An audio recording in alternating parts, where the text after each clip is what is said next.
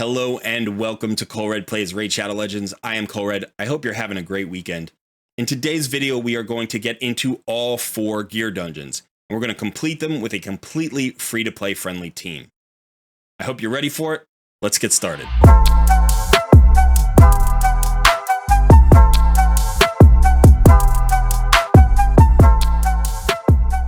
Now, the first thing I want to talk about before we dive into this video is what does free-to-play friendly mean? And I think that everybody has a slightly different definition of that term. So for the sake of this video, what I have decided is I will be using only champions that are either free to acquire for everybody, meaning no fusions or no past login reward champions, like Sun Wukong or Ninja or Artak. And I'm also not going to use champions that you would typically collect after 270 days. So at 270 days, you get Vizix. And I think every champion in this video should be attainable either at that point or earlier. I do think that all rares and all epics are free to play friendly, but to give myself a little extra challenge for this video, I'm not going to be using any epics that you can't get for completely free. I will highlight some additional substitutions in each dungeon as we go, and those should be free to play friendly as well, but I'm not going to constrain myself to those exact parameters for substitute champions because I don't know what your roster looks like. And I don't want to limit you in your possibilities. Okay, so let's go ahead and dive into our first dungeon, and that's going to be the Dragon's Lair. Now, I will be taking on stage 20 of each dungeon. So one of the things you have to consider about the stage, whether you're doing stage 20 or 24 or 25, is the affinity of the dungeon. So make sure that you build your team with that in mind. Now, here is the team I've chosen for stage 20. I've tried to avoid spirit champions because those are weak affinity. But I have brought in High Katoon for 2 reasons. One, to show you that you can in fact run weak affinity champions in some places and have it work out for you just fine. And the second thing is that everybody gets High Katoon at 30 days. She's actually a very good champion that is viable for every dungeon. Now for the rest of my team, I've chosen a starter champion. I've got the login reward champion, Syl of the Drakes. You get her at 180 days. I do have Arbiter in this composition. Now, if you're trying to complete this stage 20 in order to obtain your Arbiter, you could easily swap in either Deacon Armstrong or Seeker. Those are both good champions that you could use as substitutions for Arbiter in this particular composition. Her primary roles are to fill turn meter and bring increased attack here. We're not going to need her revive. We already have Syl of the Drake's revive, and probably nobody's going to die. And we don't need her weaken because we actually have 2 additional weakens on this team. Both Athel and Razin Scarhide bring a weaken. And Razin is our final champion. He is here primarily for that decreased defense and that weaken that he brings. He's also going to help us a little bit with the waves, and he is strong affinity, so we wanted a strong affinity champion in here just to do a little bit of extra damage, and because you typically bring strong affinity champions when you can. So I'm going to jump out of the way and let this run, and you can watch the run and see what happens.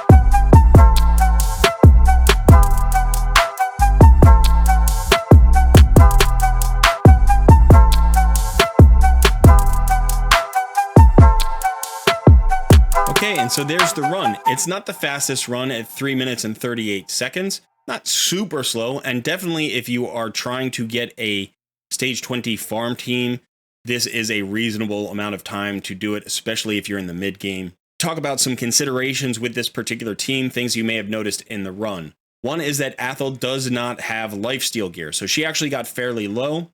And so putting her or your starter champion into lifesteal gear will make them more reliable in the dungeons. In addition, you may notice that I didn't bring a poisoner. If you brought a poisoner here, you could potentially do a lot more damage on the boss at the end of the run and therefore save some time that way.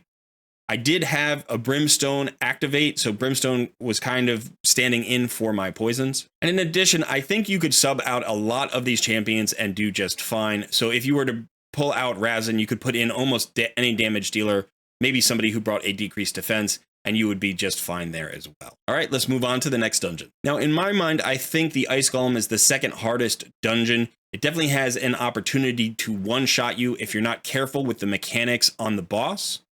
The waves are also relatively difficult, so you do need a team that can get through the waves and get to the boss, and then you're going to need some sustain on the boss because you will take hits. So I wanted to keep this team as similar to the previous team as possible. All I've done here is swap out Raz and Scarhide and bring in Armiger. Armiger is going to give us some turn meter control on the boss, and also Razin is weak affinity here, so I wanted to swap him out. Armiger does have a small chance of potentially blocking revives on the minions. He rarely does that. I would have to build him a lot stronger in order to get him to be able to kill off those minions more easily. So primarily he's here just because he's a cheap champion, he's the right affinity, and he can control turn meter. Again, just like in the other dungeons, you could swap out Arbiter here. You could also swap out High Katoon. You could bring in Apothecary, Deacon Armstrong, Seeker. Those are all great turn meter and speed champions that are going to get you what you need in order to complete this dungeon. So one more time, I'm going to let it go and you can watch the results.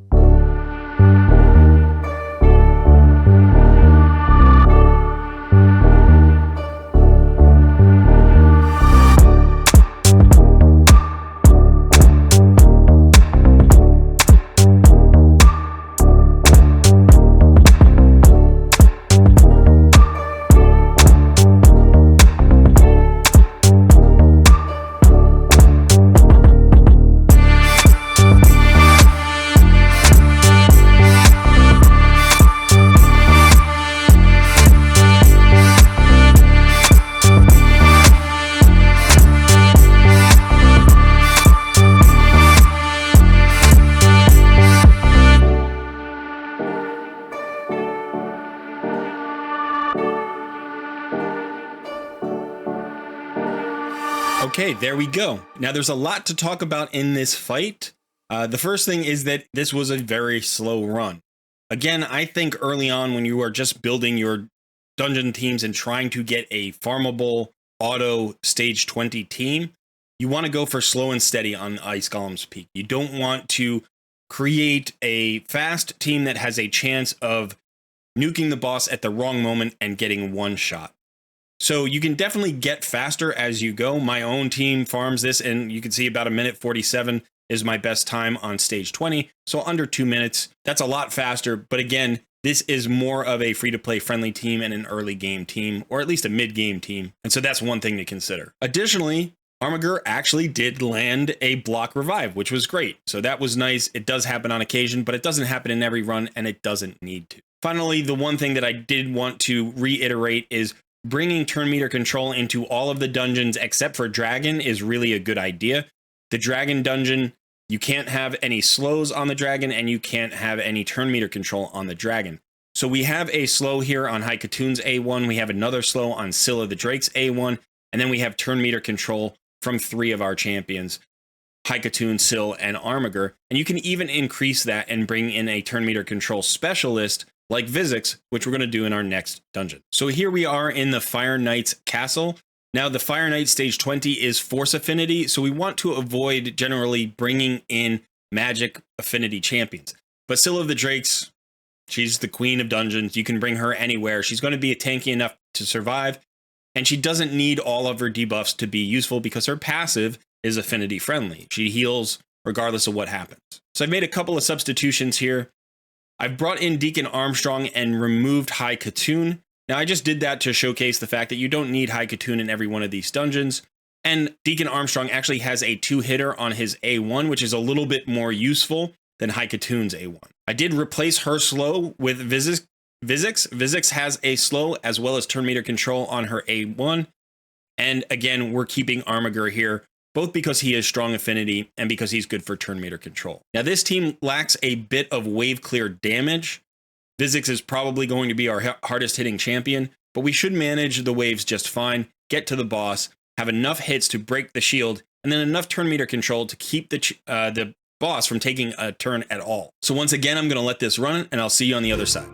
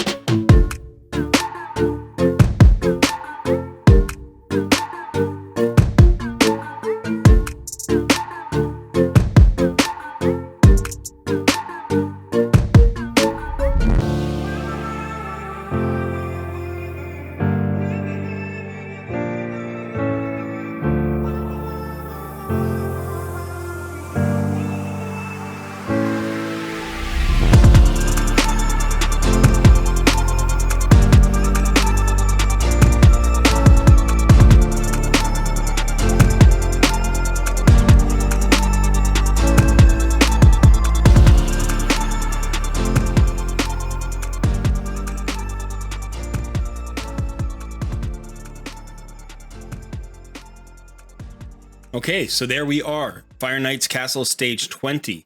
A few things I wanted to mention. One is you can see that we had 4 turn meter decrease champions here. So Deacon Armstrong, Armiger, Syl, and Vizix all have some form of turn meter control. In addition, having that slow is really important. You want to bring a slow into Fire Knight's Castle if you can. Doesn't have to be Syl of the Drakes. There are some other champions that bring slows.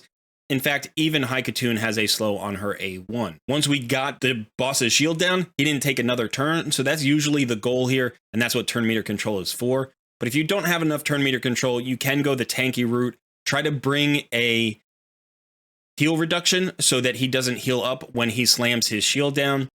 I think that Coldheart is probably the best champion in the game for this particular fight. She does really, really well at controlling his turn meter, bringing that decrease heal if you need it, and also having 4 hitters in order to break the shield. So she's a great champion. You'd want to bring her in here, absolutely. Time to move on to the hardest dungeon of them all. Here we are in the Spider's Den, stage 20. I think that Spider is definitely the hardest dungeon of the geared dungeons. I do think that it's also the fastest of the dungeons once you get going. You can clear Spider very quickly when you get into the late game, but she can really be a challenge to defeat in the mid game. So I put together a team here, and I've made a couple of substitutions. The first is that I have pulled Deacon Armstrong back out of the team and brought Haikatoon back. Deacon is great here. I just wanted to show that you can do it without a Deacon Armstrong. I do have Syl of the Drakes, and she is the champion that's been on every team. She is the engine that makes this go, but she's also a strong affinity champion for this particular fight. She brings that slow and that turn meter decrease that we want on the boss, and she also has an AoE stun. So she is a perfect support champion for the Spider's Den. Now, Drexthar is an important champion here because he is actually going to be our HP burner. He is also the weak affinity tank. So he does this role really well, and you want to get Drexthar as your earlier mid-game solution for the Spider's Den. He's great for stage 20. He is the perfect Spiderling tank. It's important that you don't bring another Force affinity champion in here because that could be potentially become the Spiderling tank, and he will land HP burns on the Spiderlings when they attack him. That's going to help make this fight a lot easier. So make sure that you stay with neutral or strong affinity champions other than Drexthar. Again, Arbiter can be subbed out for pretty much any champion that gives you turn meter fill and increase attack, or turn meter fill and decrease defense. Now I brought in Apothecary here to keep the whole team moving and give some extra heals in case Syl couldn't do it all by herself. But again, he's kind of redundant with Haikatoon, so I don't know that I would normally run these two together. I would prefer to have Deacon Armstrong here or Seeker so that I'm not doubling up on speed buffs. But this team should work just fine, so let's run it and see what happens.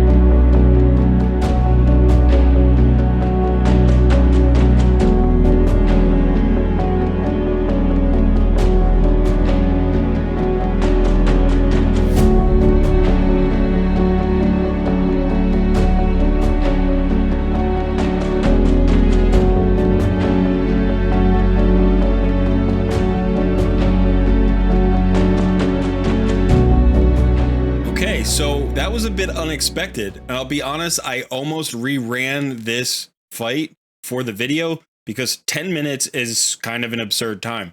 When I ran this as a test before this video, I cleared it in about 3 minutes. So I think that it just goes to show you that the RNG, especially for Drexthar's HP burns and Seal of the Drake's stuns, can really affect the duration of this fight. In fact, in my first run, nobody died, and in this run, it felt like there were probably 10 deaths. So there is some variability there. Now, quick note, my Drexthar is not booked out, so you can book him out to increase his chance of landing those HP burns. In addition, if you want him to be more survivable, you should absolutely put more resist on him than I have. I have him at about 200 resist, but for this stage, you need about 300 or 310 resist to make sure that he doesn't take the poisons from the spiderlings. One other thing to note is you do need accuracy on all of the champions that land debuffs, and for stage 20 of dungeons, you need about 240 to 250 accuracy. One last note about stats is the speeds. I generally run most of my champions between about 180 and 220 speed, with the exception of any speed boosters or turn meter fillers, who I try to run just as fast as possible, but at a minimum of about 250 or 260. My Arbiter runs over 300 speed. My Haikatoon is probably about 280. My Apothecary is probably about 270. So these are fast champions, and you may have a little bit more difficulty if you can't run up those speeds. But in order to counter that loss of speed, you just want to make sure that you build your team the right way. You can think about things like regeneration gear, lifesteal sets, even shield sets in certain dungeons. Not here in Spider's Den, that's not going to help. Or bringing in some other champions like cleansers. We haven't used cleansers on any of these teams, but cleansers can increase your survivability in all of the dungeons. Okay, so the last thing I want to do here before we finish this video is just talk about a few relatively free-to-play friendly substitutions that you can use in some of these dungeons. Now, there are a lot of options. I'm not going to cover them all. I'm just going to mention a very few that you may have already. The first champion on the list here is Coldheart. She is an amazing damage dealer and turn meter control champion. She also brings a heal reduction and poisons with a potential for decreased accuracy on her A2. Her A1 is a 4-hitter. This is the perfect Fire Knight champion. She's amazing in that dungeon. She's also really good in Spider. So consider it building her and bringing her into those two dungeons specifically. She's also solid against the dragon, but I wouldn't usually use her against the Ice Golem because she has an opportunity to activate the Ice Golem's nuke at the wrong time. So I usually don't run her in my Ice Golem teams. When you build Coldheart, make sure you build her with some survivability. She does her damage primarily with her Heartseeker, which is an enemy max HP hit. So you want 100% crit rate, you do want a high crit damage, but you don't need high attack. So instead of an attack piece chest piece, put an HP percentage chest piece or a defense percentage chest piece on her to give her some additional survivability. You can also consider putting her in a lifesteal set if you need to. Another all-around great dungeon champion is Runekeeper Dazdurk. Now, he is a Void Epic, so he's a little bit trickier to get, but this is a really amazing, versatile champion.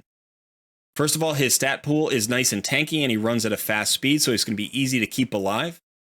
On his A1, he can bring you a leech. So if you don't have Deacon Armstrong, you can get a leech onto your dungeon bosses with Runekeeper Dazdurk, and that will improve your healing and your survivability of your team. His A2 is an increased attack and a turn meter fill of 25%. This is nearly as good as Arbiter's A3. So if you don't have Arbiter, you can bring him in place of her. And then he brings some additional utility here. He has an AoE cleanse. It removes all debuffs. He also heals, and he places continuous heals as well. So a very good all-around versatile champion for all of the dungeons. And then if you don't need the speed, but you need more attack, he also brings you a nice ally attack in all battles by 25%. Another champion that I mentioned that I love to run is Seeker. Now, Seeker is an engine for your team. He is a turn meter filler. On his A2, he increases the turn meter of all allies by 30% and places an increased attack buff on all allies for 2 turns. And then this grants an extra turn, which means instead of being on a 3-turn cooldown, this is really on a 2-turn cooldown. So this is probably the best turn meter filler in the game. And again, he brings that increased attack. So this can be a great substitute for Arbiter if you don't need her revive or her weaken. Now, some of you may not have Seal of the Drakes. She was a champion that was on every one of my teams there, but but I wanted to talk about some substitutes for her. And there are two in the Nice Revenant faction that I think you can consider. The first is Rector Drath. Now, Rector Drath brings a lot of heals and some mitigations. She will heal all allies and then place perfect veils on them, and that is going to bring you an increased mitigation of 15%. Basically, you take 15% of damage off the top when you are under perfect veil. She does have a decreased attack on her A1, which can be useful, and then she has a very nice single target revive, just like Seal of the Drakes. In addition, she has this passive that heals champions on their turn when they are under veil or perfect veil, and this can also increase the resistance of those allies by 50, which can be really nice in helping you resist the debuffs that the bosses bring. A second champion here that you can consider as your main team healer can be Doom Priest. Now, Doom Priest has a similar passive to Seal of the Drakes, so she heals all allies by 7.5% of their HP at the beginning of each turn, and in addition, she cleanses one debuff. So this is a little bit less healing. Seal of the Drakes brings 10%, but Seal of the Drakes is not a cleanser, so Doom Priest is like a mini Seal of the Drakes with a cleanser. She also brings an increased attack buff. So again, if you don't have your Arbiter yet, this can be a healer who brings that buff if you need it. So the last free champion I wanted to mention here is Yukari the Scourge. You can collect his fragments in the clan shop. So if you can get this champion, he's an excellent dungeon champion. He has an AoE that has a 75% chance of placing a freeze debuff on everybody. This chance increases to 100% chance on targets with more than 75% turn meter, and it cannot be resisted by targets with 75% or more turn meter. So an AoE freeze can be very useful in helping you clear waves or managing the spiderlings in the spider boss. In addition, he also brings that important decreased speed for various dungeons. So if you don't have another champion that has that decreased speed, he can bring that for you. He also has a 2-hitter on his A1. I think he's a very viable Fire Knight champion, because his A2 does steal 100% of the target's turn meter, so you can bring him in against the Spider, you can bring him in against the Ice Golem, you can bring him in against the Fire Knight, and not only is he bringing you that slow, but he's bringing you that turn meter decrease, and he's also helping you with the waves. So Yukari is a very good all-around wave content and dungeon champion. Okay, so that is it. There are some free-to-play teams and some free-to-play options that you can bring in to clear all stage 20s of all of the geared dungeons. These are great champions to build out. You can use them in a lot of other places. And if you don't have one or two of these champions, remember there are substitutions available, but consider building these champions when you get them, because they're all really versatile, really valuable champions in a bunch of areas. All the way from High Katoon you get at 30 days to Vizix you get at 270 days, and every champion in between. If you have any questions on any of these compositions, other substitutions that you could make, or the mechanics that go into the dungeons, put those in the comments below. Don't forget to hit the like button and subscribe to the channel. I've been Colred. Thanks for hanging out today. I will see you in another video very soon.